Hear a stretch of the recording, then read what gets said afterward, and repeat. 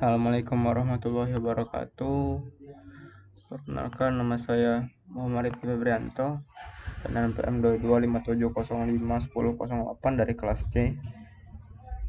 Mengerjakan tugas D2 teori bahasa otomata. Finish dan machine. Pertama, simbol. Simbol adalah suatu entitas abstrak yang didefinisikan secara formal. Contohnya A, B, C, 0, 1, 2, dan 3. Kemudian alfabet. Alfabet adalah himpunan berhingga dari simbol-simbol.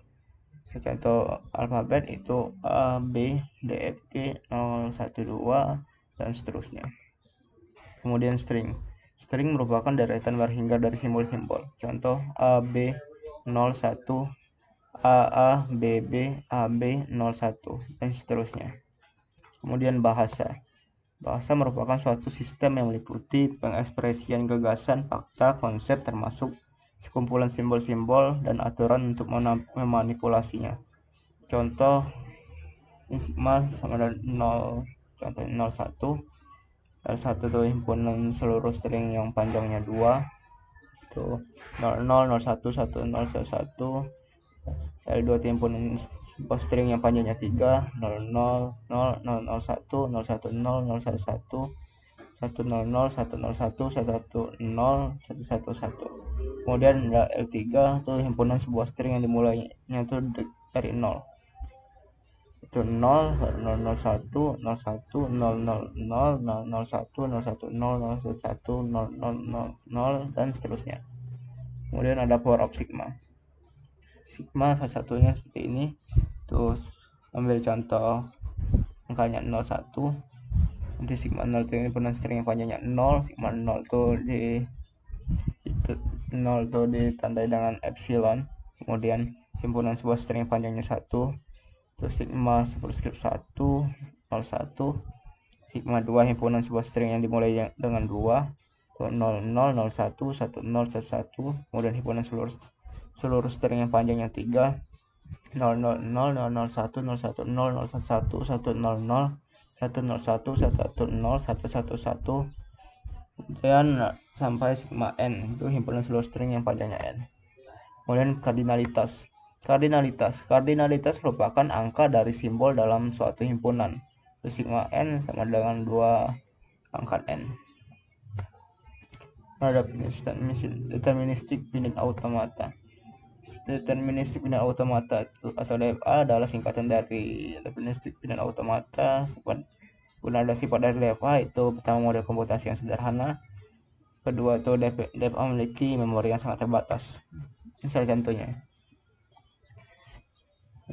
Contohnya Q itu adalah sekumpulan seluruh thread, sigma itu adalah input, Q adalah thread awal, kemudian F adalah sekumpulan himpunan dari akhir state. Ini fungsi transisi dari Q, transisi fungsi dari Q.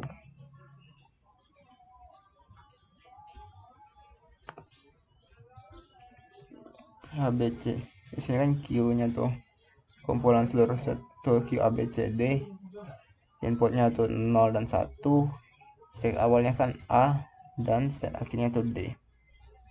Kemudian di sini state awalnya itu kan 0. Berarti inputnya ke C, berarti inputnya C. Input A-nya ini satunya ke B. Kemudian B itu input 0-nya tuh D, input 0-nya D, dan input satunya A.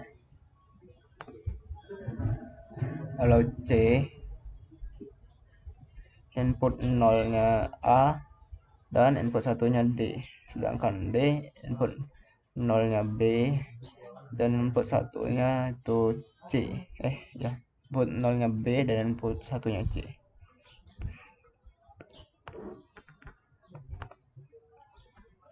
Kemudian ada equivalent of finite automata. Rangkaian identifikasi ekuivalensi. Pertama, untuk bagian pasangan state QI dan QI QJ, transisi dari input A epsilon sigma didefinisikan dari QA QB, di mana transisi QI A sama dengan QA dan transisi QJ A sama dengan QB. Kedua automata tersebut tidak ekuivalen jika untuk pasangan dari Ki A, Ki B. Yang satu adalah keadaan menengah dan akhir. Jika keadaan awal adalah keadaan akhir dari suatu automata, maka pada automata kedua juga keadaan.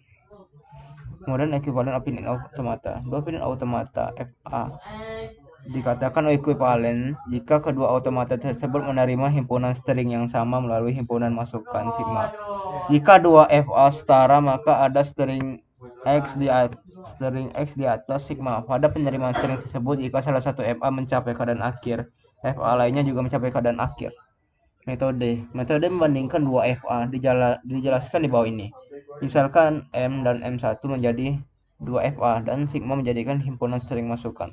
Step 1. Buatlah tabel transisi memiliki entry berpasangan Q1 dengan Q elemen M dan Q1 elemen M1 untuk setiap simbol masukan. Jika kita mendapatkan pasangan sebagai satu keadaan final dan keadaan non-final lainnya, maka kita menghentikan konstruksi tabel transisi yang menyatakan bahwa dua FA tidak setara. Step 3. Pembuatan tabel transisi dihentikan jika tidak ada pasangan baru yang muncul di tabel transisi.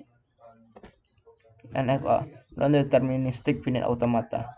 NFA adalah singkatan dari automata terbatas dan non-deterministic automata. Sangat mudah untuk membuat NFA dibandingkan DFA untuk bahasa reguler tertentu. Automata terbatas disebut NFA ketika terdapat banyak jalur untuk memasukkan spesifik dari keadaan saat ini ke keadaan berikutnya. Set NFA bukanlah DFA, namun setiap DFA dapat diterjemahkan menjadi DFA. NFA didefinisikan dengan cara yang sama seperti DFA, tetapi dua pengecualian. NFA berisi beberapa status berikutnya dan berisi transisi epsilon. Definisi formal NFA. NFA juga memiliki 5 keadaan yang sama dengan DFA, namun dengan fungsi transisi yang berbeda seperti yang ditunjukkan berikut. D, U, kali sigma itu menurunkan 2 pangkat Q, di mana T himpunan keadaan terbatas, sigma himpunan terbatas dari simbol masukan, Q0 keadaan awal, F keadaan akhir, T fungsi transisi.